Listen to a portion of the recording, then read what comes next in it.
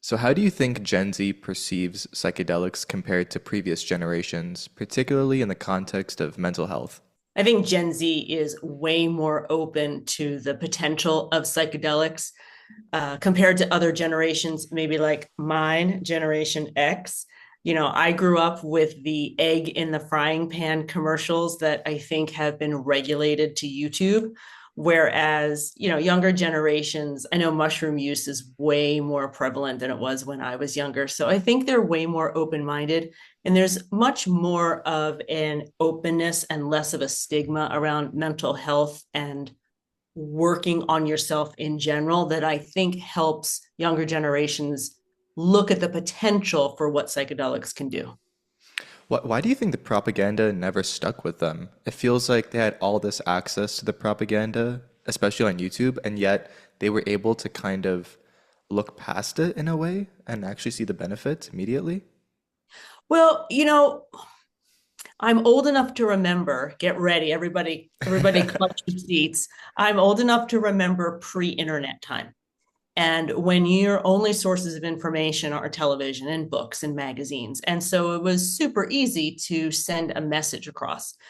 Folks your age, you've got YouTube that gives you a variety of viewpoints, not just one. And so it completely makes sense in this era of creators creating and explaining their own realities, and you get to learn a variety of things that, unless you're looking only at one media outlet, the probability that you're going to be a bit more open minded is higher. Mhm. So, you folks just being, I'm going to use the word inundated. You folks have been inundated with technology. I mean, since birth, for goodness sake, which is way different than me. So it kind of makes sense, unless you've been directed by your community, your family to only look at certain media sources. Yeah. People your age have a plethora of ways to get information. So I think that contributes. 100%. And it is interesting when Gen Z look to psychedelics in terms of mental health specifically. Like they're obsessed with it for mental health. And before psychedelics, maybe in the 60s, um, I wouldn't know because I'm '01, but in the 60s, it was more consumed for recreational use. It was a party drug. You know, they took LSD, psilocybin, all of these compounds in order to have a good time in a more hedonistic, pleasureful way. Again, why are Gen Z different in that way? Or maybe more specifically, not just Gen Z, but why is psychedelic culture now not really focused on like the pleasure, Burning Man stuff, and more focused on, oh, we can cure PTSD and anxiety and depression. Like we can treat these things. We can use them in more scientific and therapeutic ways. Well, so this is my opinion, and my opinion and a dollar bill gets you not even a cup of coffee. Number one, Rick Doblin over at MAPS.org, the Multidisciplinary Association of Psychedelic Studies. I know that's a mouthful. That's why we say MAPS.org. He's been working on MDMA for PTSD for over 40 years, primarily to help our veteran population. And so while he hasn't necessarily been in the news, that work has been ongoing. When Michael Pollan published How to Change Your Mind, I believe, don't quote me, I feel like it was like 2018. 2018, yeah. Okay. I think that helped. I think that made people realize, wait a minute, there was a history of research in the 50s and 60s. So while you have the research at that point, you also had the hedonistic kind of, wow, peace, love, mind expansion in general. And then, the drug wars kind of shut everything down for a while. And we've only really seen in the last, what, decade ish, Yeah. the resurgence of this research coming out. And I think Pollan's book helped educate a lot of folks to say, oh my gosh, wait a minute, there are some alternative treatments. And from that point, you've got more creators using more media outlets, which I think are more tailored to Gen Z. I'm not sure how many Gen Z folks are, picking up actual paper books anymore. I'm not sure. Are you? Okay, I'm Yes, not sure. I don't absolutely. want to. I don't want to assume. I mean, I still am, but I also love my Kindle. So Okay. I think his book helped a whole lot. That's my opinion. Absolutely. No, I completely agree with you. I mean, there were so many things that I wanted to touch on that you said, the drug wars, for instance, the amount of time that we lost. Imagine how many things we could have understood and learned, imagine where we would be now. Yeah. But let's save all that for the latter part of the episode. So getting into the nitty-gritty, what are the key differences between using MDMA and psilocybin in therapy? Oh gosh. Okay. So, just to give your audience just an idea of who I am. Sure. So, I was diagnosed with PTSD due to child abuse in my late 40s as a Generation Xer. Uh, had a tough childhood, had really no understanding of trauma. And so, very long story short, I was treated with MDMA therapy for PTSD in the underground. I was not part of the clinical trial. For those who are in the psychedelic space, you'll know that the FDA delayed approving this treatment in August. They want one more clinical trial. We could spend a whole episode talking about that, but we won't. But that just gives a general overview of my kind of initiation into psychedelic work. And since that MDMA healing process that took place over the course of a year, I've also worked with psilocybin. I've also worked with Cambo. I've also worked with DMT, 5-MeO DMT, iboga. I'm so curious and interested into how these different substances deal with trauma. Because even though the PTSD, the hypervigilance, the suicidality, even though that was healed, I had 19 years of trauma and neglect. So that gives folks kind of my baseline. So when I talk about the differences in MDMA therapy versus psilocybin therapy, I've got a bit of experience from a trauma perspective. Yeah. MDMA, and I'm putting my hands on my shoulders, MDMA releases a bunch of serotonin and dopamine in the brain while also calming down the amygdala the amygdala, the fire alarm in your brain.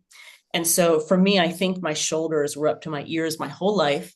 But the very first MDMA journey, the trauma physical responses were calmed down. And for the first time, I was able to actually talk about the fear of my father, that I thought if he was in the room, he would have his hands around my neck the way he had his hands around my mother's neck at a parents' conference. So MDMA calms the body down. There are no visuals. You maybe remember 45 minutes of a 6 to 8 hour journey. It's really important to voice record because it's amazing what your subconscious says.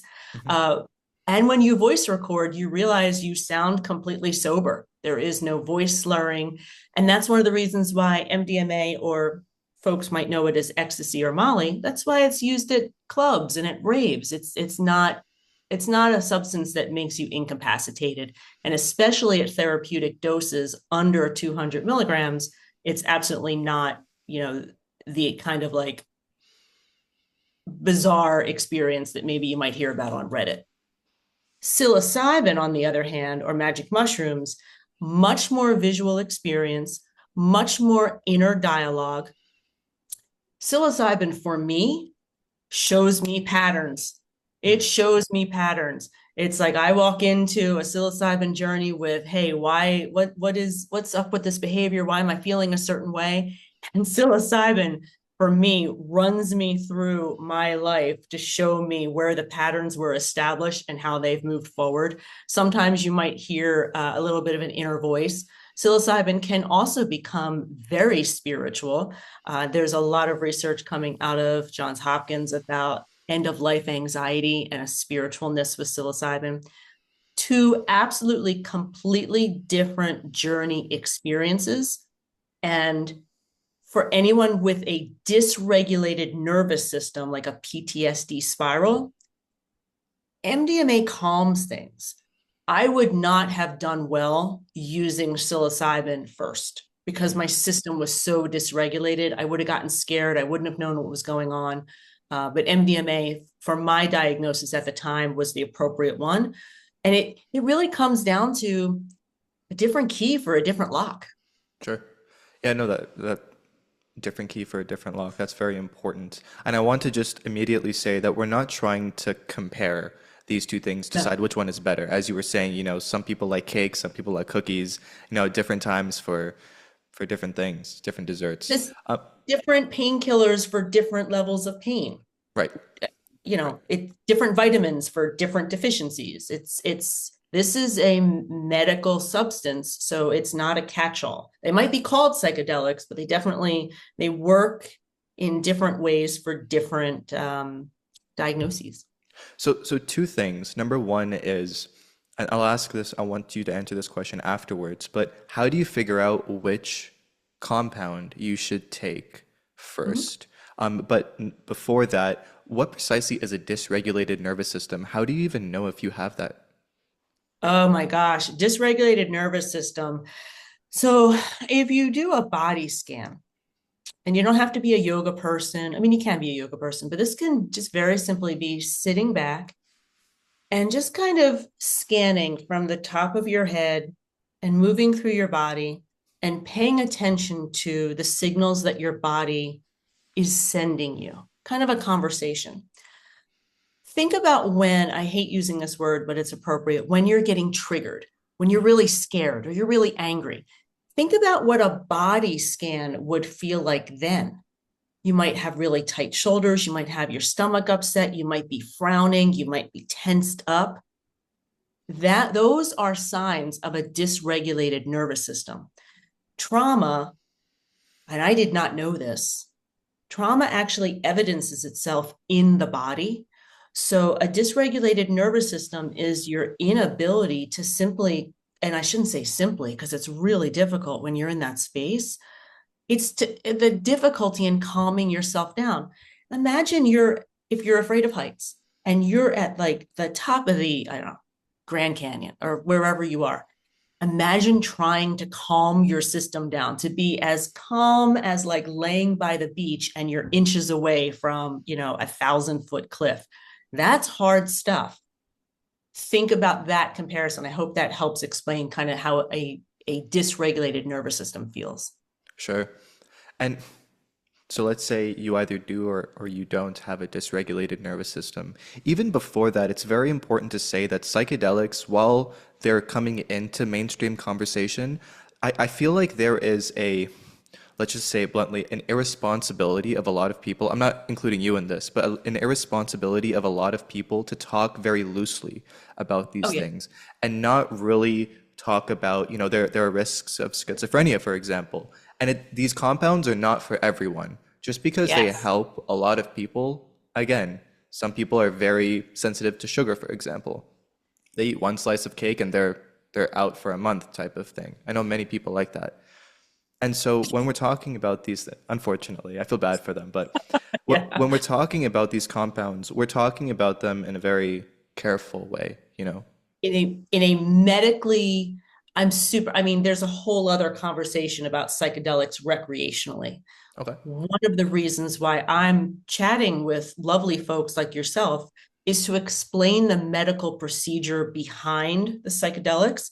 And the same way any medical procedure would involve screening, if you have any sort of personality disorder, if you have any history in your family of schizophrenia, if you have certain health conditions, depending on the psychedelic, you should not partake Mhm. medically or recreationally. This is, just because something might come out of the earth doesn't mean that it's healthy. So I really love that you just kind of set the disclaimer. And Mhm. it's really important that people get educated. Not all psychedelics are the same. There are absolutely screening criteria involved when it's used medically. It was for me. I had to make sure I had no heart issues. MDMA is a stimulant. Yeah, yeah, yeah. Losing my words today. It's a stimulant. I had to make sure I didn't have any heart issues, and there was no history in my family of schizophrenia. And my only diagnosis was PTSD. Mm. All That's three of very those. important. Yeah. That's very important. So, okay, we found out that you have a dysregulated nervous system. You also did your due diligence very carefully in order to not self-diagnose, but to figure out if psychedelic therapy was even a match for you, for your Oh yeah. physiology, etc. Oh yeah. But you didn't do it professionally, in air quotes. You went to the underground? Well, I would say I went to the professional underground. Okay, so I didn't mean that as a slight, but Yeah, you didn't go to like Johns Hopkins, for example, or like right, an institution. You went right. to the professional underground. I didn't participate in a trial, and this Right. is super important. Yeah, I'm happy to explain that. Or Yeah, please, please. okay, I fell into this therapy. I mean, it landed in my lap, and I know how privileged that sounds. My partner of over 20 years, Carl, he had passed away in my mid 40s. And I treated myself to therapy, even though I had zero faith that therapy was actually valuable because my mother was clinically depressed her whole life and really never found any help. And so it really came down to you could only pester your friends so many times about grief until they kind of get tired. And so I treated myself to therapy. Fast forward 18 months. Uh, I have a great job at Microsoft. I have a boyfriend. The house is fine. The pets are fine. But the widow's fog made me not care about anything. The widow's fog is starting to die out. And suddenly I got a work email that was like a level 1. But remember how we were just talking about that dysregulated nervous system? My body flipped out. My body felt like I was running a race against a monster, the universe, and I was never going to be safe. I was literally going to lose my job, lose my house, be living in a car within a month. Like things that couldn't possibly, my mind knew they couldn't happen. My body, I wasn't sleeping, I wasn't eating. I finally went back to my therapist. What's going on? Through several months. And by the way, I was on Wellbutrin during this time, so which is an antidepressant. So she finally convinced me that I have PTSD because I argued with her. I'm like, have you met me? I'm like corporate girl, come on. And then she showed me the clinical research over at MAPS. And then she said she was in a program to become a psychedelic assisted psychotherapist. And if I was willing to work with her and her mentor in the program, who was a medical doctor, I would have that opportunity. The privilege just kind of landed in my lap. So, I mean, I had like the Cadillac of treatment because it wasn't part of a clinical trial that we had to stick to a certain regimen. And yet I had this extremely experienced guide and my therapist. And over the course of a year, 3 journeys, I then no longer qualified for the PTSD diagnosis. And I was building up to getting to MDMA because you said earlier that you were very happy and very glad in retrospect to have had MDMA first and then psilocybin. Whereas Yes. if it was inverted, you don't think that it would have had the same impact or it might have had a negative impact. My control as an abused child, control and safety was paramount. And so for me, uh, when you're using psilocybin, there is an element of surrendering to the medicine and allowing it to show you. Mhm. It's kind of like surrendering to a movie and stop kind of questioning, oh, how did they do that stunt? You have to kind of like, oh, suspended belief. With psilocybin, there's a bit of, okay, take me on this ride. And for me at that time, and this is a Jill Sitnick thing, this is not a universal thing, MDMA is what I needed to calm my body down. One of the things, and this is getting back to, again, something you said earlier, the oneness, the passion, the love, the understanding that you get, that seems like a universal understanding, a universal observation and realization that pretty much everyone has. Why is that, do you think? I know it's more of like a spiritual and not scientific question, or maybe philosophical, but what is it about psychedelics? I remember in Andrew Huberman's first conversation with Lex Friedman, they were talking about psychedelics, and he was talking about how your mind kind of has all these algorithms with these barriers, and psychedelics lowers the barriers and lets your algorithms mix. Hmm. But more specifically, though, why is it that every single time, I take psilocybin from mushrooms, or I take LSD, or hypothetically, by the way, I'm not saying that I do these things, um, just so I'm safe. I do. Just in case, because I know there's Schedule 1 in Canada right now, so this is all just a joke. But Right, absolutely. Hypothetically. hypothetical.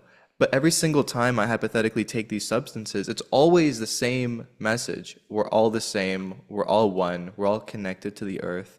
But again, it's more of a spiritual question. Why are all of these immediate observations so explicit, so apparent, and so common? Oh, I wish I had a brilliant answer for that, but I'm going to go with kind of my old standard in that the medicine gives you what you need, not necessarily always what you want.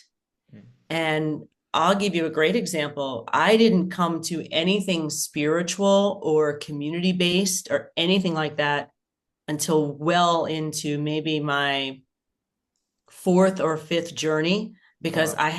to I had to filter through the trauma first. Right. Um, and I think it's what you come into it with, you know. I wouldn't necessarily say that it's a universal feeling of community.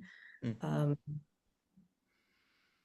yeah, I wish I had a better answer. The medicine gives you what you need, not necessarily always what you want. So, folks, if you don't have that community feeling from your particular psychedelic work, don't worry about it. Don't worry about Sure. it. The medicine gives you what you need.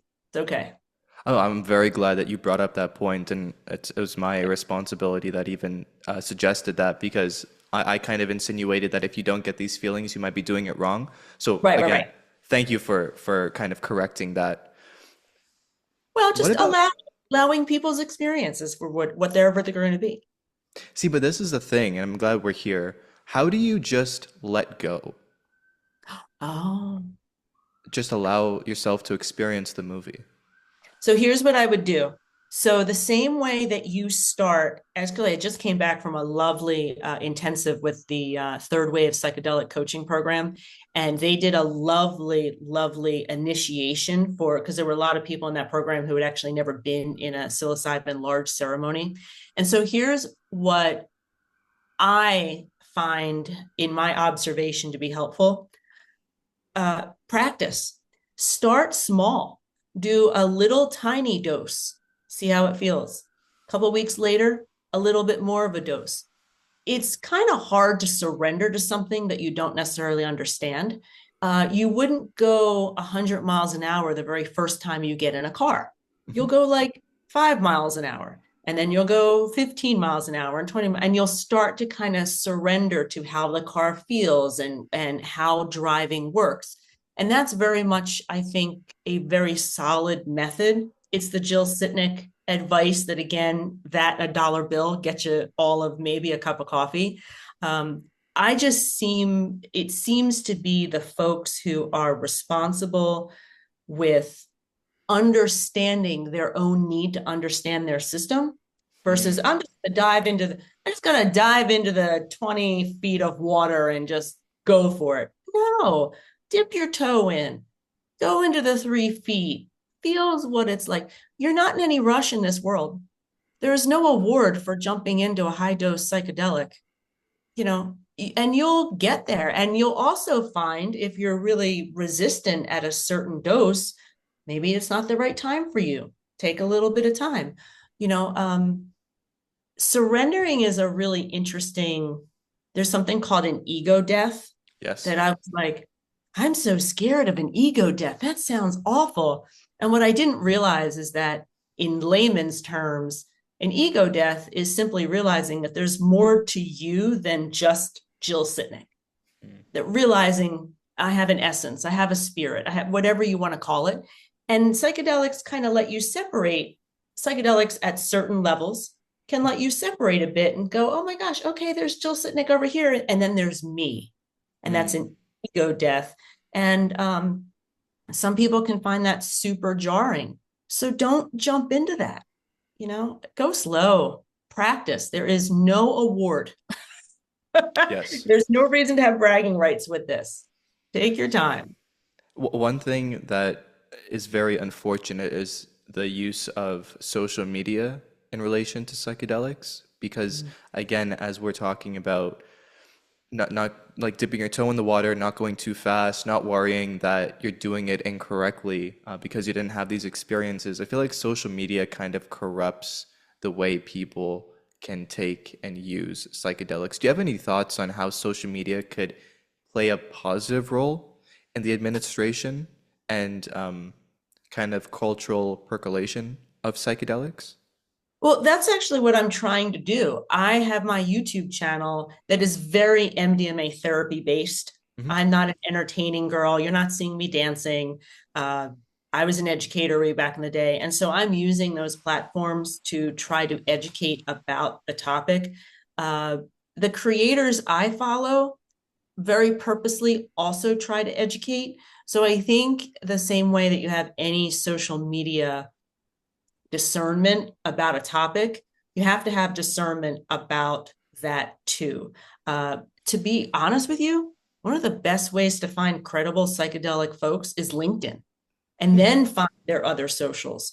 But if you're following, be super aware if you're following any creator that is promoting a certain retreat or a certain practitioner, Hmm. because just like any business there can always be a give and take financially about that. Um, i would just use discernment, and if you do see any creator, I see really responsible creators because that's tend to who generate towards me. But again, I don't know if I'm answering the question No, well. absolutely. No, you absolutely are. I didn't really even, I wasn't aware that people were advertising retreats and such. That's Oh, terrifying. well, Retreat Guru is a place where if it's a big enough retreat and they find it valuable to actually advertise on Retreat Guru because they actually have ads. Um, Retreats are pretty widespread Hmm. in the underground. And so the very same way that you would, I'm going to go on vacation. These are the things that I need. I need safety. I need to know health stuff. I need to know food and water, like all that stuff. Those are the same questions you ask when you're thinking about going on a retreat, whether it's in the US or overseas. Psychedelic tourism, because of the laws in the States versus the laws in other countries, psychedelic tourism is booming.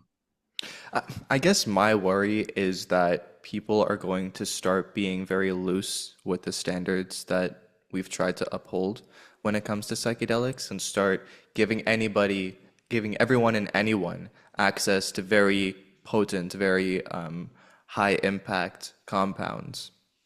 And then saying, oh, you signed the waiver, we're not responsible for you, and then that person will be suffering for a very long Uh, time. well, let's point out the red flag right now. Mhm. If a retreat or a facilitator or a practitioner is not doing any sort of screening, red flag, avoid, don't go near. Thank you for You that. should you should be getting a nightmarish survey about your health. Yeah. If you're not getting that kind of survey, or if you're also not willing to give that information, then retreats are not for you. So the red flag, if you're not being screened by the retreat or the facilitator, another facilitator, 1,000%, because there are people that you shouldn't trust. And also, if you're not willing to give up your information, then you should actually probably not be looking at psychedelics in general.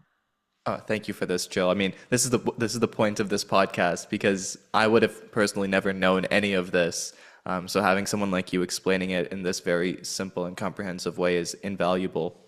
Oh, good. Wha- Good. wha- One of the unfortunate things is this kind of new hesitancy with psychedelics and kind of the spillover of the 30-year gap that we got, the 30-year kind of, let's call it a delay in Delay. psychedelic research. And you were Yep. saying that the FDA is delaying something for one more clinical trial. Can you say more about that? And like, what is this entire kind of cog in the machine?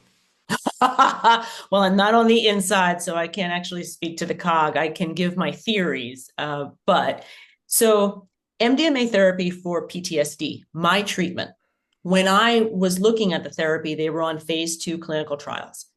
Since then, they have completed phase 3. They put their application into the FDA. And in August, the FDA said,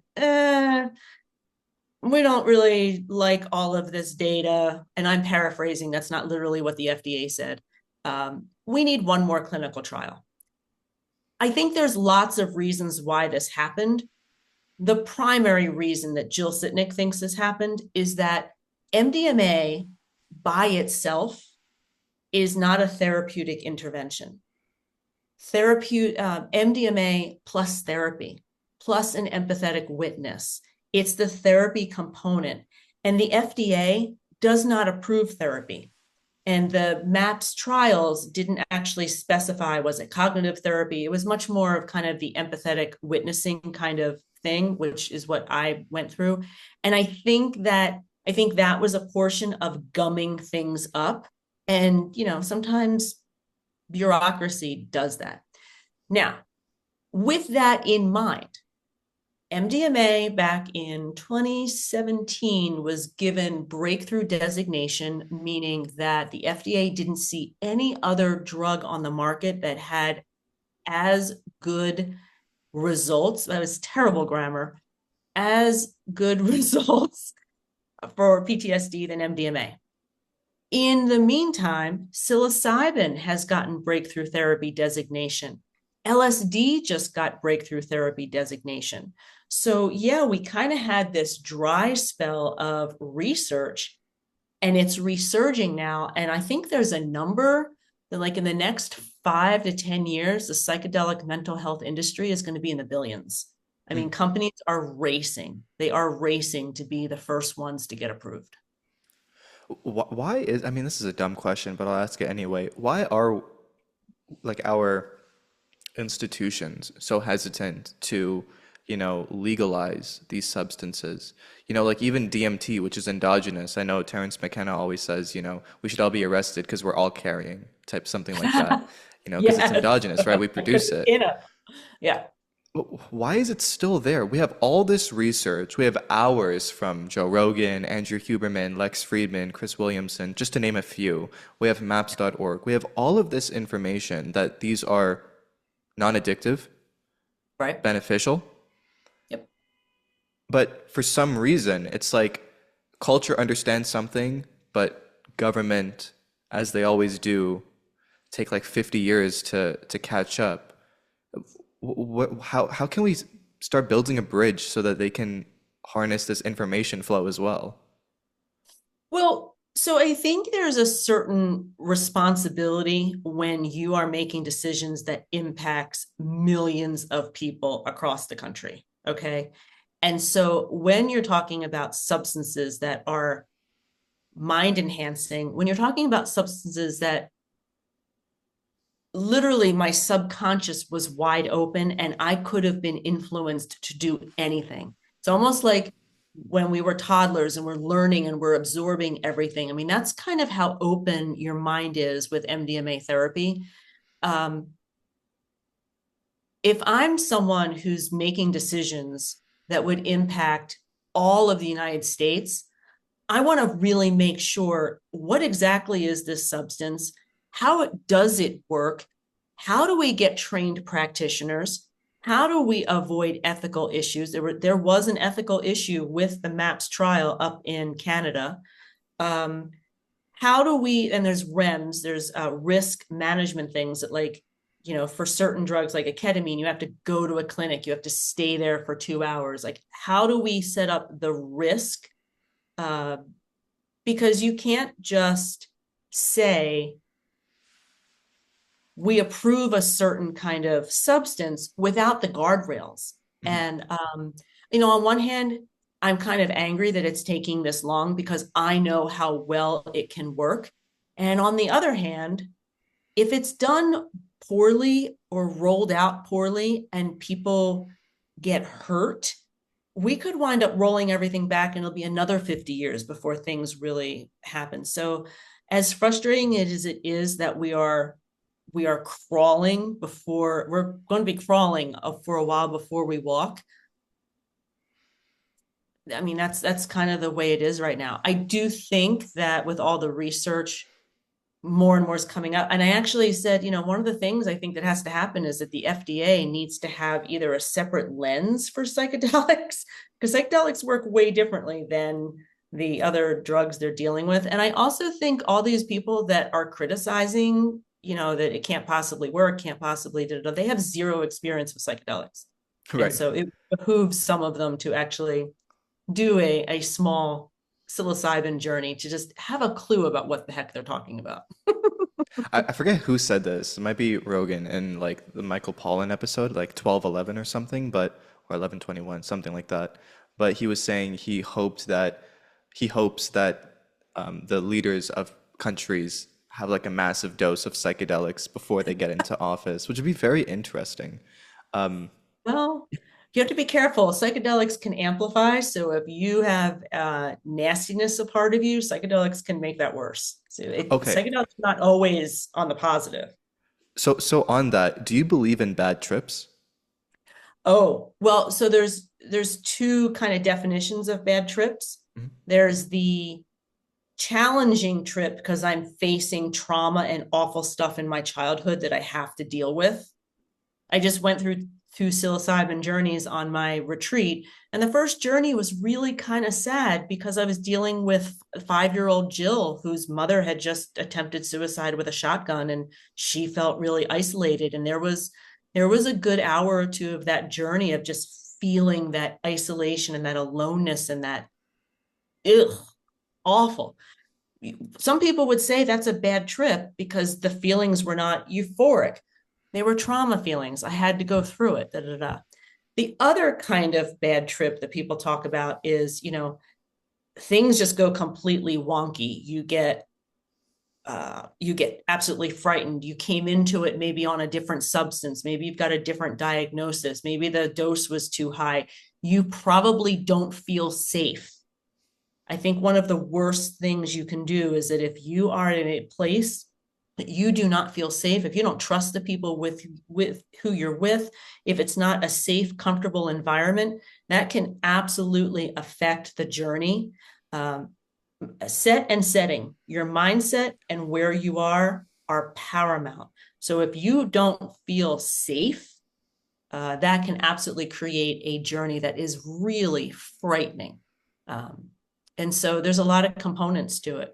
There's a challenging bad trip, and then there's a frightening bad trip. So there are two follow-up questions to that. Let's flash back to when you're 25. So by the look of you, maybe 5 years ago. Um, Oh, look at you. That's sweet. so would you recommend, and I picked 25 for a very specific reason because it's around when your brain fully develops. So that's not Yes. arbitrary. I think people should really pay attention to that, especially when even flirting with compounds like DMT, which, And you know, marijuana. right, right. Well, I'm not disagreeing with you, but it's just marijuana is so baked into culture. Ironic, Right. Yeah, pun just be aware intended. of it. Yeah, just be aware of it. Yeah. Go ahead. I'm sorry. Go ahead. Flashback to when you're 25, would you have wanted to undergo the MDMA therapy at that age? Are you happy with doing it when you did in your life? And number, Oh, go ahead. oh, go ahead. No, I'll ask a follow-up question after. 1,000%. If this had been available, which is one of the reasons why I'm an advocate, I knew, I knew that uh, my anxiety and yes, if it had been around 1,000%, even worse, my mother said to me on her deathbed that she wasted her life.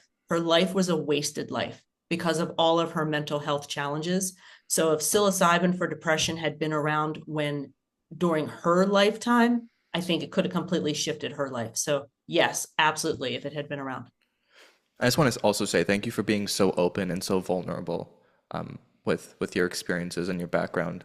Really appreciate that. If there's a Gen Z listening to this who's maybe 18, maybe 20, they're listening to this, maybe they don't suffer from the same types of trauma, but they have pent-up rage, pent-up anxiety. Oh, They're looking at psychedelics, whether it's MDMA or psilocybin or DMT or LSD or something else like peyote, for example. They're looking at these things. What advice would you kind of give them until they're 25 or just in general? Because it's like they have access to the internet. They could find a shaman. They could fake their age. They can figure out a way to get past all the screenings. What advice can we give them to kind of calm those nerves, to ground them, and to give them like a very real dose of reality of, look, we understand that these things are beneficial, but also here's like X, Y, and Z that you need to be very, very mindful of? Well, I would say the very first step, no matter what, regardless of age, is if you're feeling dysregulated or you're feeling that you need to go do a psychedelic substance for mental health, then you need to be in therapy. None of my work would have counted if I wasn't in therapy.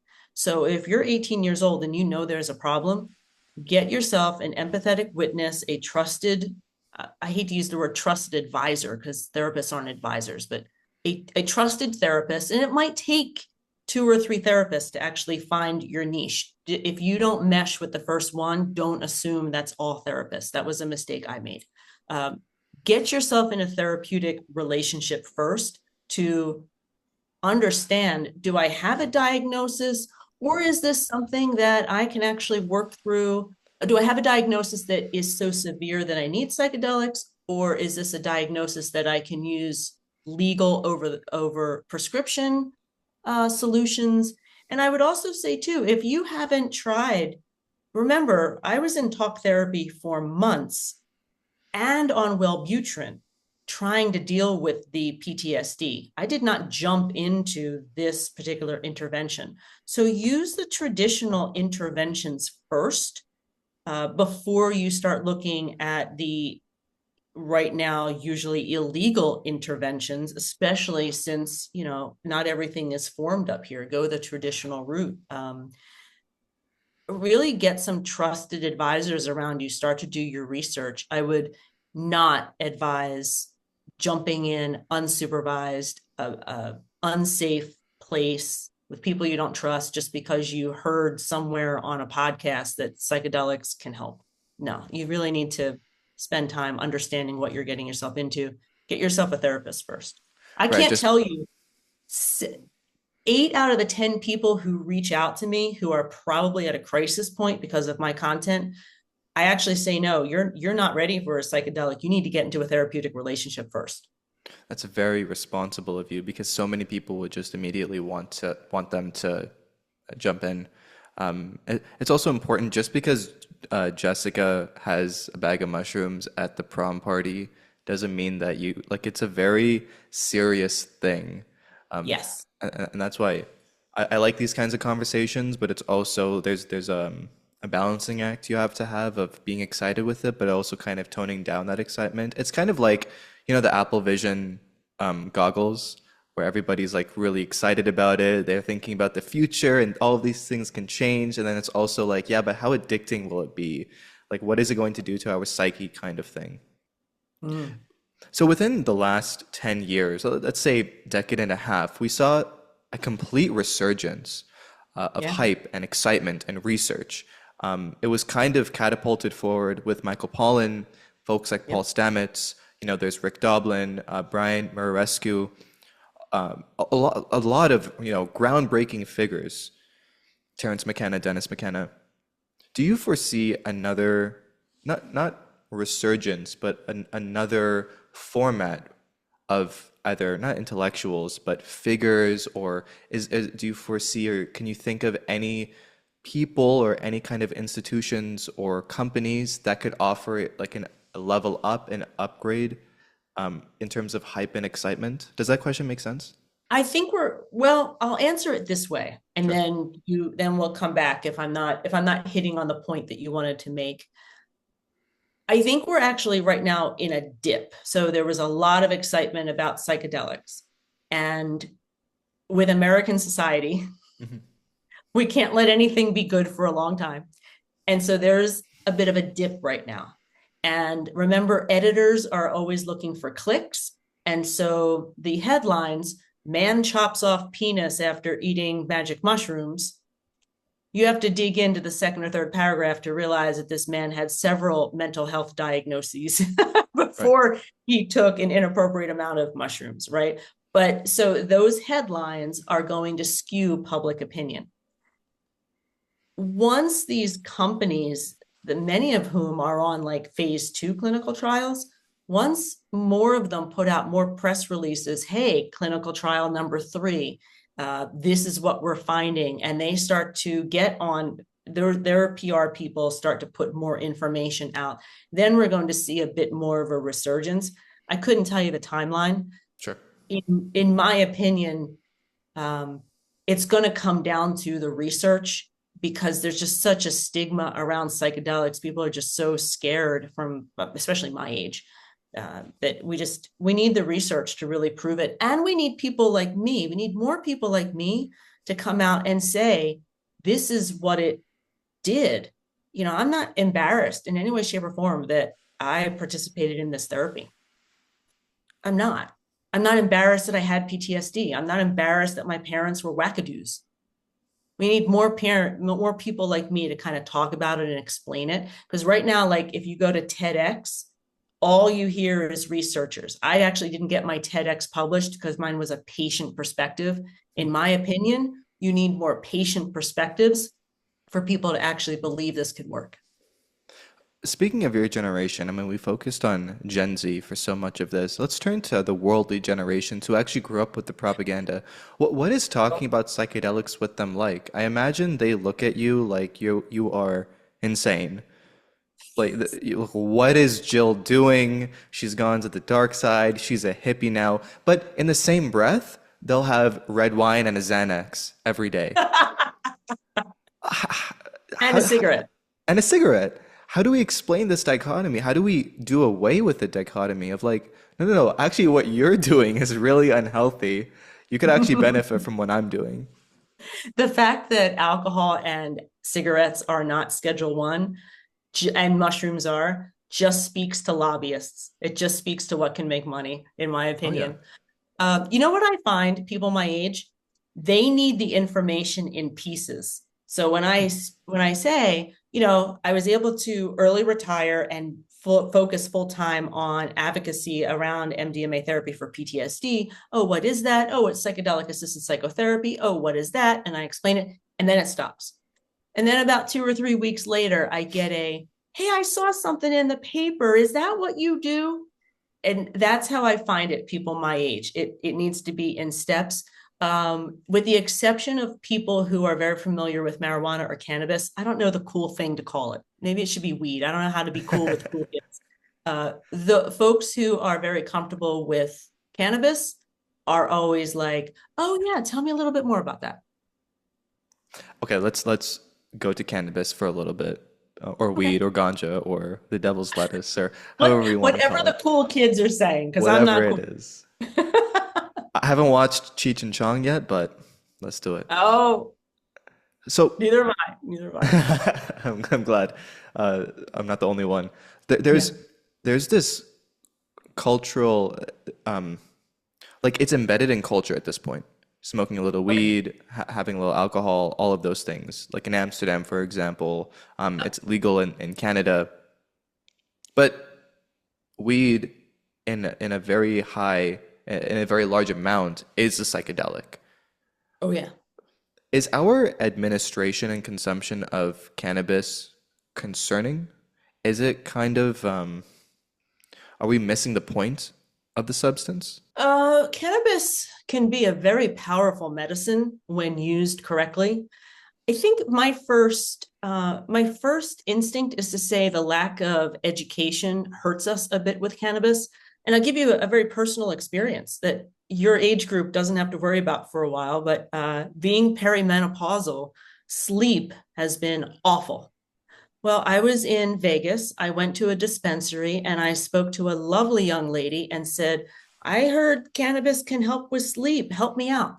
Well, I have lovely CBN that is not THC, doesn't come close to anything psychedelic. And within 20 minutes, I'm sleeping beautifully. Mhm. I did not have that education. I wouldn't even have known to do an internet search about that. So when we talk about using this medicine appropriately, what is a correct dosage, or what dosage gives you what kind of effect for most people, because all of us have different physiology, and you do have to kind of experiment once, but general practical guidelines, right? And just more information, I think, will help people understand it. it is embedded with folks who are older than I am, that, weed is bad no matter what. My stepfather, before he passed away years ago, he had multiple sclerosis. Marijuana was the only thing that could let him extend his walking capability by probably 2 years. So it's a very powerful medicine that I don't think we have really investigated well enough yet to fully understand. And so I just hope we get more information about it. Yeah, likewise. It does seem it's very interesting how anybody that's really interested in cannabis and subsequently psychedelics, they have the equivalent of like a PhD, and they could talk for hours on it. I find that so fascinating because you don't get the same thing with alcohol. Like, not everybody is a wine snob or a beer snob or knows how to brew or ferment it. But with cannabis, it's like they know everything about the genus, and they know about the horticulture. They know exactly how to grow it, if it's indoor Yeah. or outdoor, the terps, and it's incredible. Speaking Yeah. of, It's a really interesting hobby for some folks. Yeah. it's a hobby. Um, Microdosing. Is Yeah. that something that we should explore more? I remember, I think it was Paul Stamets that said microdosing might actually be more beneficial in the long term than macrodosing. Um, I don't remember the actual study he was quoting, so I apologize. But That's right. how can we look at microdosing? I know it's very popular in Silicon Mhm. Valley when people are working with technology. It's very popular among artists. Um, is microdosing something that we should really pay attention to, or does it pose the same risks and health detriments that macrodosing does? Oh, super good question. Okay, that's two parts. So let's do with the health one. When you're doing a microdose, it's supposed to be that you can't even notice you're taking this particular drug. So with mushrooms, it could literally be 0.01 of a gram. Hmm. Like if you're taking 1 gram of a psilocybin, a museum dose, go out in nature, colors might be real vibrant, things of that sort. That's 1 gram. 0.01 of a gram would be one example of a microdose. Like you shouldn't, there's a word for it, sub something or other. So take your health factors into account and whether you're healthy enough to handle that kind of level of dosing is what I would say to folks, and do some internet research. And also depending upon the substance. Now, I will tell you, I was not a big believer in microdosing because I just randomly made some psilocybin chocolates and microdosed, 3 or 4 times a week, and I noticed zero changes. In my coaching program, I was like, why are they focusing on microdosing so much? And when I got into the program, I realized what they are talking about, and it's a coaching program, it's not a therapeutic program. What they're talking about is when you have a macro dose, 2 or 3 grams of mushrooms, let's use mushrooms as an example. 2 or 3 grams, average dose for an average person. To extend the neuroplasticity benefits of that dosing, after a couple of days of that macro dose, consider doing some microdosing. And that's what you're starting to see on the more responsible sites. That if you want to extend the creativity period, if you really want to, I'll use me as an example, stop drinking Diet Dr. Pepper, which I have managed. Like if you want to change a behavior, the microdosing after a macro dose for, week or two period can extend that neuroplasticity time frame and allow you to impact your neurons differently. I mean, that's what the research is starting to bear out. Do not believe Jill Sitnick. I'm not a doctor. I don't play one on TV. I will tell you that I did iboga. Love, it's the grandfather of psychedelics. It's not a psychedelic for beginners, in my opinion. It's a psychedelic used to actually help people stop opioid addiction. Hmm. And I was using it for trauma. And I found that microdosing with iboga like a week after that macro dose really extended the neuroplasticity, and I was able to change my behavior. It felt like faster, and so I think there's something to it. I don't know how we're going to research it because the changes are so subtle. And you're almost like, you kind of look back, it's like you got a journal to kind of keep track of the changes. And you're like, oh, yeah, I did make that change. Like, so I think it's going to be hard to study. So I give kudos to the people who are way smarter than I am who will be doing that research. Just for the audience, can you explain what neuroplasticity is in the context of psychedelics? Oh my gosh. The ability for your brain to create new ideas, new learning. So, when you're learning something and you've got the flashcards, do folks your age still use the flashcards? I don't know I if can you do. neither confirm or deny.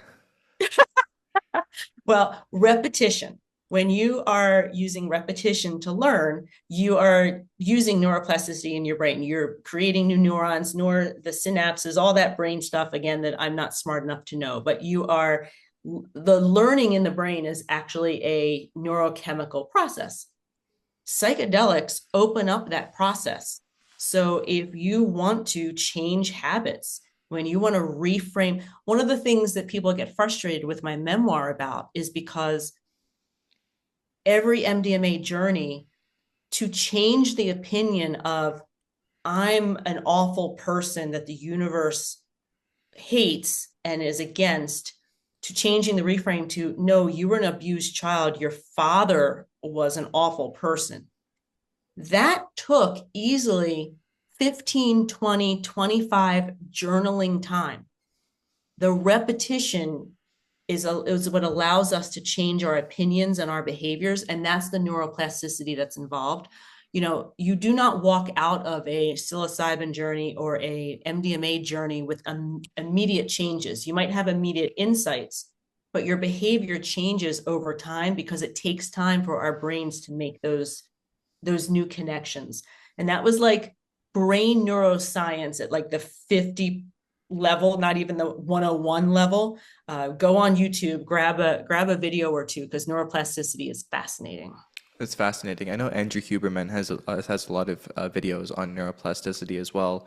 Um, I also remember vaguely, but Paul Stamets was talking about the differences in remembering a bad trip versus a good trip. Whereas if somebody had a bad trip, the way that they remembered it, it was very like quick. They were very quick to forget it.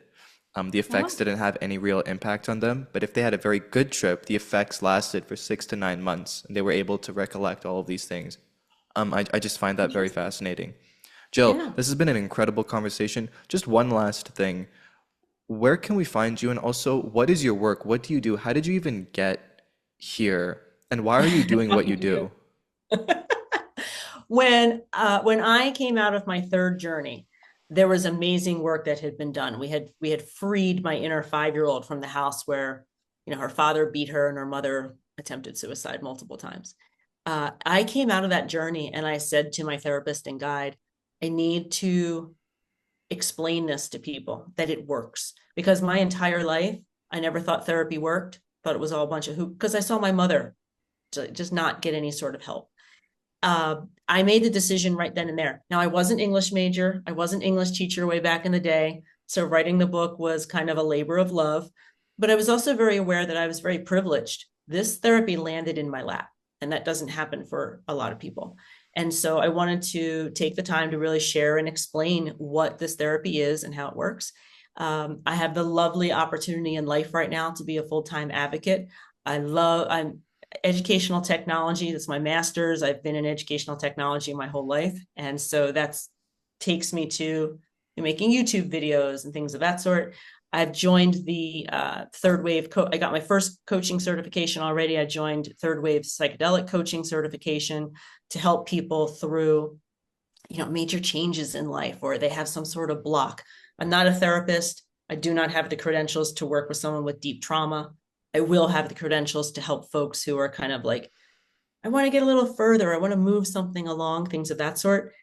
And what I'm doing now, it's really interesting what I'm doing now. I get so many people reaching out to me who are kind of in a crisis state and they don't know where to start. They probably saw me on social media or especially LinkedIn. And so I'm creating these primers.